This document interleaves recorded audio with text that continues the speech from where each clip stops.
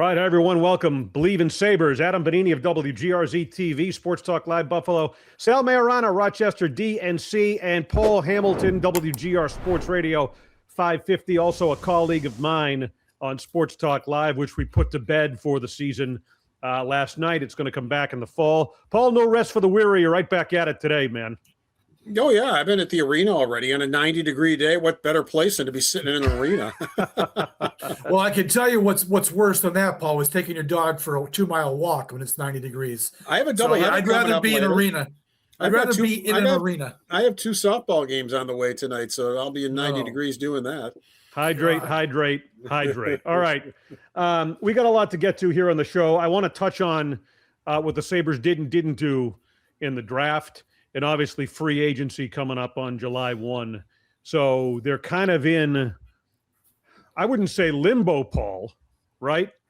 But it's a situation where you know that Jarmo Kekalainen has to do more moving forward because the expectation was he was going to move at least one of those picks on Friday night and trade for someone who could help him right now. But, I mean, I guess we'll start where we started last night on the show. I know there was a lot of expectation among the fan base, but you made a very good point. And you look around, the climate in the NHL in terms of what teams are asking for in exchange for these players. I mean, the asking prices are just extraordinarily high right now, and that's probably the biggest reason something didn't happen in terms of the Sabres. Yeah, the prices are sky high. Nobody moved of the, quote, big fish, whether it's Hellebuyck, whether it's Larkin, whether it's Robertson.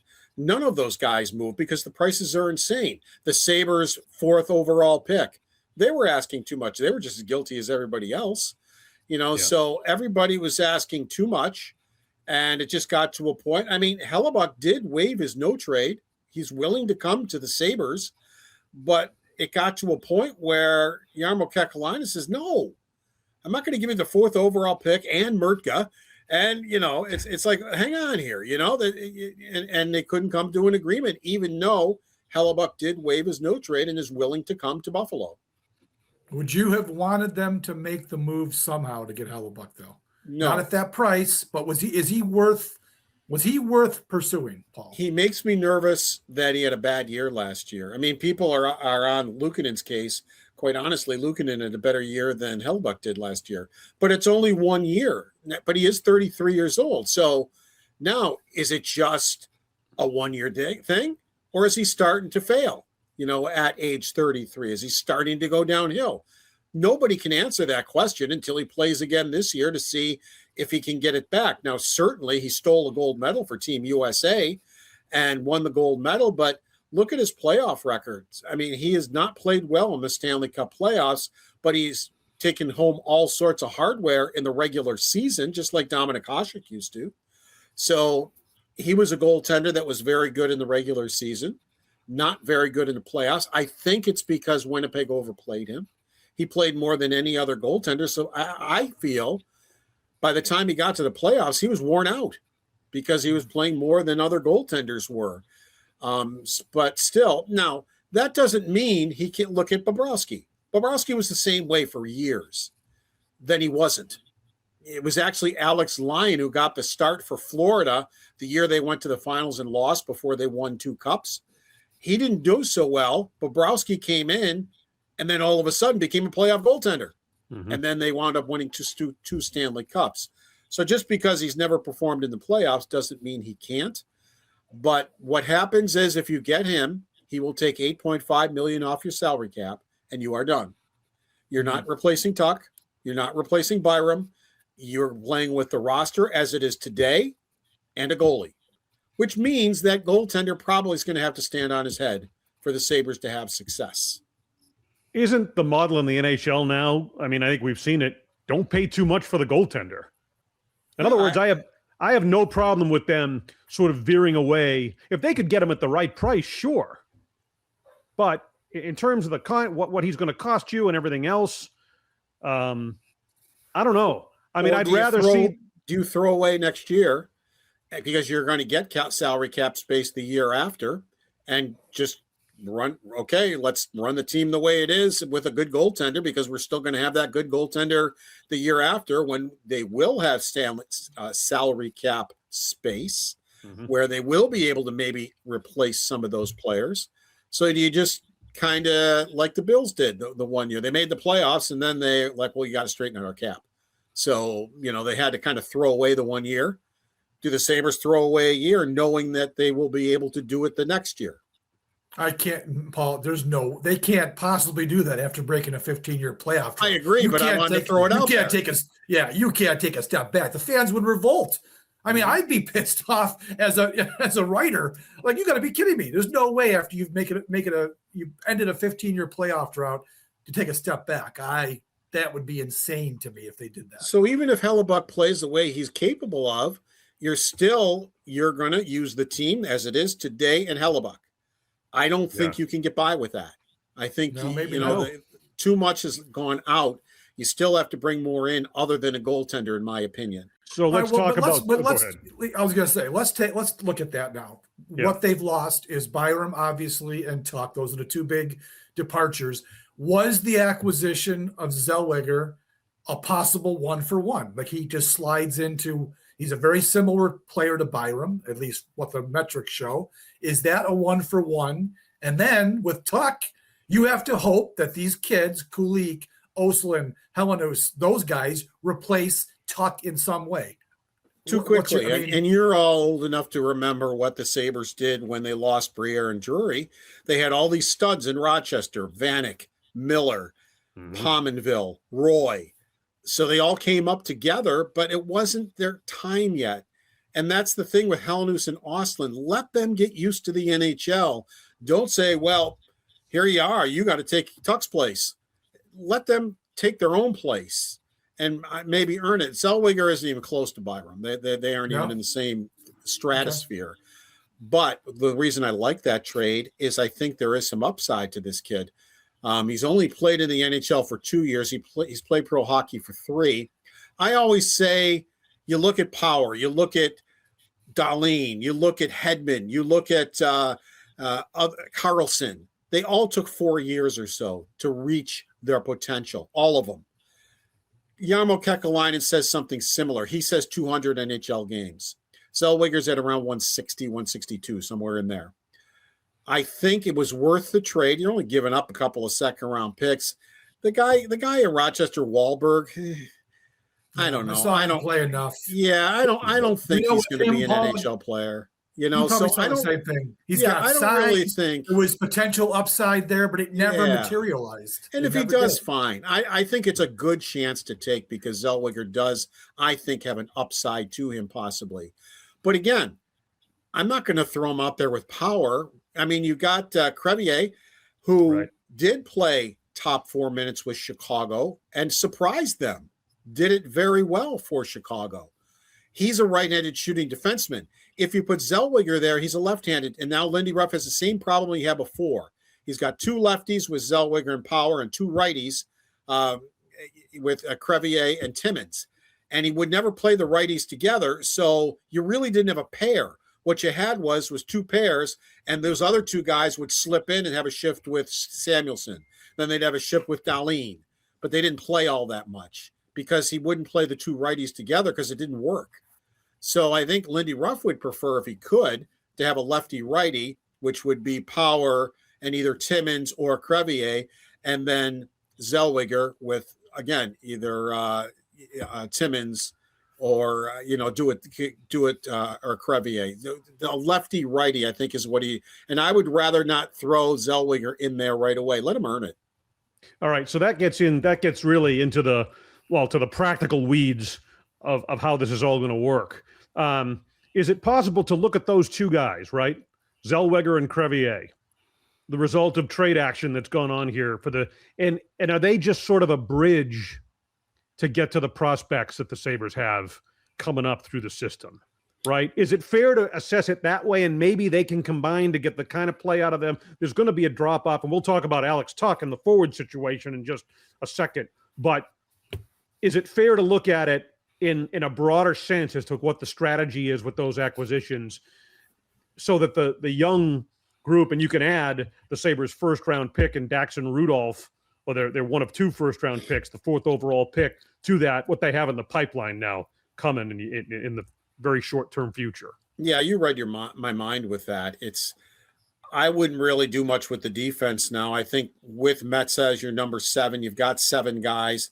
And I have it in my head a little bit. Can Crevier provide a bridge for you for the next year or two to get to Rudolph or get to Mertka or get to Kleber? All 3 of them, I think, are going to be studs.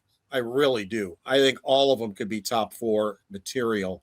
They're big. They're strong. Kleber just was voted the best defenseman in the league at Minnesota Duluth as a sophomore. He's the first sophomore that has ever won that award. He's going to stay one more year. I talked to him yesterday. He's going to stay one more year. He feels at a college like that, he has a little bit more to learn and then come to Buffalo. So if Crevier can get you the next year or two and get you to one of those 3, I think that would be okay. And that's why, if it were me, I'd be spending the rest of the salary cap money on forwards. Yeah. On good forwards, not just anybody, on good forwards. A name that doesn't get brought up enough is Pat Kane. How much does he have left? And how much would it cost to bring him in for a year? Would he want to come home and put a Sabre jersey on? He did all right last year. His totals are quite a bit less than they used to be. He's not anywhere near what he used to be. But is he somebody that could help you and make you a better team? Your power play is kind of what I have in my mind with him. You bring him in. Is he going to help improve your power play? At the cost of him, though, you think, Paul? You think that? Yeah. I mean, to eat up that much, because he's going to demand a lot of money as the player, future Hall of Famer that he is it worth it to spend that much money on that player? That's the thing. Because he isn't what he used to be. I mean, definitely is not what he used to be. But you look at what he was, and I'm just looking it up while we're talking what he was with Detroit last year, and it was, as I recall, it wasn't a king ransom. I want to say somewhere around 6, but as I said, while we're talking here, I'm looking it up, and all right, because right now, Paul, they're really forward heavy. I mean, a lot of kids, but they've got 14 or 15 guys under contract now that they brought Malenstein back, and we're still waiting on Krebs, which is probably. But they're not good enough forward heavy. They're forward heavy at guys. Yeah, they're forward heavy with guys that can play in your 4th line and that kind of stuff. You know what? I was way off. He only cost the Red Wings $3 million last year. Oh, well, that number, more. I'd do it. I would do that number. That's different. That's a different number for sure. Yeah. For whatever reason, I thought it was their cap hit. Well, he had a base salary of 3, a preferred bonus of $4 million, but it says cap hit of $3 million. So that's all you're interested in. I don't really care how much you actually paid him. But, right here it says previous cap hit $3 million for 1 year. That I would do. Yes. Yeah, that's doable. Yeah, for sure. And let's talk about that issue just kind of in a larger sense, because we've talked about the situation on defense, but how much of a void, and you referenced it with, Osland and Helenius coming up and what they're going to be exposed to in the National Hockey League and what the expectations will be on them. It makes sense. I mean, they really lack not only talent in terms of Alex Tuch, but that veteran presence, which Kane would give you some of that. Been there, done that, Stanley Cup champion, future Hall of Famer, as Sal said. But I feel like his game isn't what it used to be. You need someone who's a veteran with more impact. I mean, I don't get the sense that Kekalainen, just because the draft has passed, that water's passed under the bridge, free agency set to open July 1. I don't get the sense he's done, right? Free agency is not going to offer you much. I don't think it's going to have to come via a trade. But just because, Paul, you've made the picks, right, doesn't mean you can't deal those picks or others, some of the other assets you have in the organization. So what do you think? I mean, you can't get inside Kekalainen's head, but knowing what you know about the context of this and what they need with the departure of Tuch, put your GM hat on. What are you looking to do here as the summer continues? Well, yeah, there's some fans I can't believe he didn't trade the 4th overall pick. He still can. The only difference is the other team doesn't get to choose who that 4th overall pick is. They know who it is, but you can still trade it. It's still a good defenseman. It's still the number one defenseman off the board in a defenseman-heavy draft. Now, another team may not think as much of him as the Sabres did because it was a surprise that they took him as the number one defenseman. Reed was the number one defenseman. He went fourth. He was the fourth defenseman off the board when everybody thought the Sabres were going to take him, and they didn't. And Jerry Fortin said it was unanimous across the board, or maybe Yarmo said this, across the board with the scouts. Every scout in the Sabre room had him number one for the Sabres to take. So that's why they took him. And as Kekalainen says, he goes, I'm not going to get involved in the draft he goes, these scouts have seen these guys time and time and time again. They have talked to these guys and everything. He goes, I may have seen this guy play once or twice. He said, so I have to trust the people that are working for me, that what they say and what they're going to do. And he said, they across the board in the room felt this was the guy to take as the first defenseman off the board. Yeah. All right. And I said on draft night, I was mildly surprised that they didn't move one of those two first round picks, but I felt the fourth would have netted them a really, really good player. But as you just said, there's no reason with the guys they have in the pipeline. You've already named the name, Merka, Kleber, all these guys who are getting closer. Rudolph is still a ways away. He's the one that I would, if you have an opportunity, I mean, you're not going to see him for a year, at least a year, right? He's going to play a year. No, he's thinking a year, maybe two. Okay. He told me yesterday that he's going to spend a year at Denver. He said, ideally, that's where it'll end. But he said, if I have to spend a second year there, he goes, I'm not going to be mad. I'm not going to be upset. I'll be more than happy to spend a second year there. But he has it in his head right now, as of June, that he's going to spend 1 year at Denver and come out. But then, as you said, even if it's 1 year, now he's going to come to the team, and there's that development phase. Like Kekalainen said, it's 200 games. You're waiting a long time for your fourth overall pick to help the team when you have just entered a window where it's time to start becoming a consistent Stanley Cup playoff contender and Cup champion. To me, they can't make the same mistake they made with Power. Power should have gone to Rochester. He's the number one overall pick. We can't do that. Yes, you can.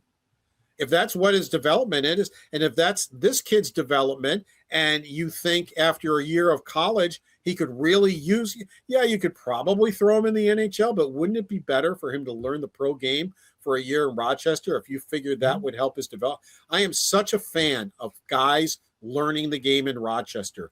I don't think it's a demotion. I think it's an essential part. And Adams ran too many guys, Cousins, Power, too many guys without sending them to Rochester because they were in such a hurry to get them up. And if this kid comes from Denver and needs some time in Rochester, do it. Right. Or you know what? Him. You know what? Or trade him. You've got guys in the system that have already started their development. They're closer to helping the team.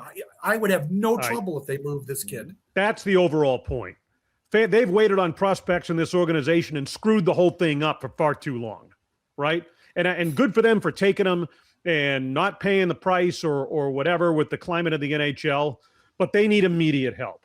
They are not as good a team now as after Game 7 against the Montreal Canadiens in the second round of the playoffs. They aren't. The fans have every right to have that expectation. So Kekalainen's got to make moves. And as far as time in Rochester, and I'll just throw this in, and I realize it's a goaltender, but his number's hanging in the rafters. Ask Ryan Miller how valuable that time was to him. And he'll give you a long-winded answer about how important that is for his development. So it's an excellent point, Paul. Let's talk about, before we wrap this up, each of the top two picks anyway, 4 and 20. You touched on Rudolph, but get into the reasons why it was unanimous among the scouts, because this kid brings a lot to the table, as you would expect from a fourth overall pick in terms of a defenseman that is going to be extraordinarily valuable regardless of where he winds up in his NHL career. Well, his offensive numbers are out of sight. I mean, he's very good in the offensive end, but he's not just a one-way player like Zellweger is. He's also very good in his own end, and he shows up in ill humor. I mean, he's not afraid to throw his weight around. He's not afraid, and he is big. He's not afraid to play in the corners. He's not afraid to play in front of the net. He's not afraid of any of that stuff. So, I mean, he can play an offensive game. He can play a defensive game. He can do all that stuff. And he skates pretty well, too. So I think they'd like to improve his skating, but he skates pretty well, too. So, I mean, he brings all that to the table, but I think they like the edge that he has also. And how about Morozov? I mean, and Paul, we should say, Paul's just back from the arena. What is it, day 2 of development camp? Yeah. You've actually seen these guys and others on the ice. So you've had the opportunity to really get a firsthand, at least initial look at what they bring to the table. Ilya Morozov is who they took at 20 out of Miami of Ohio, Russian kid who I was so impressed with his what is he, 17 years old, right? The maturity of, if I'm going to have an NHL career, I want to be in the United States and be able to acclimate as best I possibly can. Very impressive sort of all-around game at center for Miami of Ohio. What have you seen and what do you think of him? Yeah, he came over at age 14, learned the language and everything. He said, if I'm going to be in the U.S. for the next 20 years, I should know what it's about. I should learn things, and learn things he did. I put a video out today of him just to show people this guy has the body of a man. You should see his shoulders. I mean, he is filled out. I mean, he's not like Murtka is a skinny kid so far. He's tall, but he's a skinny kid that needs to add some muscle. This kid looks like he's 23 years old. I mean, and he's big. He's like 6'3", if I'm not mistaken. And he's a good two-way player. And don't forget, if you look at his numbers and say, well, I'm not impressed. Well, what should impress you is he's 17 years old, playing against 21, 22, 23, in some cases 23 years old.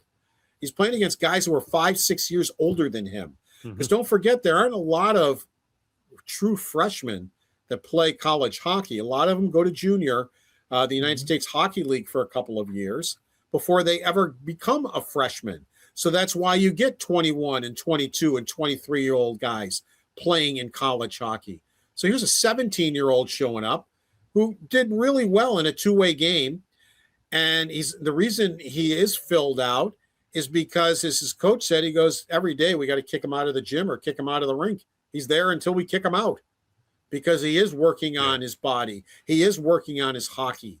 He's working on all those things, and he doesn't leave until they tell him to go home. Yeah, you like to hear that, don't you? No, the intangibles, absolutely. Right? And there's been some, with regard to, Russian players, there's a question a lot of times, right? But to see him and to have those intangibles off of the ice and the work he's putting in, that work ethic, I mean, that says a lot, I think. Oh, and they got one right now that they drafted that they love, who's played in the KHL now for 4 years, has one more year left on his contract, and they're hoping to get him over there at 23. And as Jerry Fortin said, when he comes over, you plug him in. He's ready to go. Plug and play. He is ready to go. They really like him a lot. They just got to get him here. He signed that KHL contract. Well, the development's over. He's done his development in the KHL. The Sabres love him. They think he's a guy you can plug into the middle of your lineup and right away. So it'll be interesting to see what they've got in him once they can finally get him over here, maybe when his contract runs out next year. So my main takeaway as we wrap this up pretty soon here is that I'm really excited about 2027-28. I'm not sure where I am for next year, for this coming season, but man, the following season, I'm really fired up for, guys. Yeah, this coming season, I don't know about, but you're right. They've got some folks. They've done some good drafting. They've done some good work, and they actually have too many prospects, but that's just fine, because now you've got prospects to trade. And if you trade some, you're still okay. Yeah. If you trade Murtka, you're still okay. If you trade Kleber, you're still okay. If you trade your number one pick, you're still okay. I mean, you still have a lot of guys ready to go behind them. All right. So as Sal just alluded to, FanDuel, a presenting sponsor for this show and others here on the Believe network of podcasts, right? Division odds, Atlantic Division odds for next season. Florida Panthers, as you would expect, they're your division favorite, followed by Tampa Bay, Ottawa, Montreal, Toronto, and then Buffalo. Toronto's at plus 900. Buffalo's at plus 2,500 given what has gone down and didn't happen around the draft. So there you go. I mean, that's Vegas responding to what's happened. So at least, Sal, I know we don't want to read too much into that, but the questions that we've raised tell me who I should be taking here with FanDuel. I got my phone ready. Tell me what bet I should be making here, so I can start making some money off your brain here. I don't know. Now that's why we have you on the show, Paul. That's why we have you here. But I mean, I think it's fair to point out, right? And that's just sort of a initial betting line reaction to the questions that surround this team. I think they're legitimate. I guess I'll close by asking you this based on that. How much of a drop-off with who they've acquired and who they've let go out the door, and I'm thinking in terms of Byram and Tuch especially, how much of a drop-off do you see there being projecting into next season? Huge. If they go into this, in my opinion, if they go into the playoffs with the team right now, they do not make the playoffs. So I just don't think they will. So I think more needs to be done. They're trying. We'll see if they get it done. But if they go to war with what we're looking at right now, in my opinion, I don't think they make the playoffs. Yeah, I think that's a very legitimate point. Sal, anything else from you? Nope. Like I said, just get it done. Get something done. You've got some momentum here. Build on it. Don't take a step back. Yeah. Do something. And I think he recognizes that. I think Kekalainen's the kind of, I don't know him like Paul does, but it seems to me from the outside, he understands there's some urgency here. Go get it done. All right. Because he said twice now that he's fine with his goaltender. Most likely will roll it back. But he's still trying to get Hellebuyck. So if he can get better, he's going to try to get better. In his mind, get better. All right, so we'll see what happens.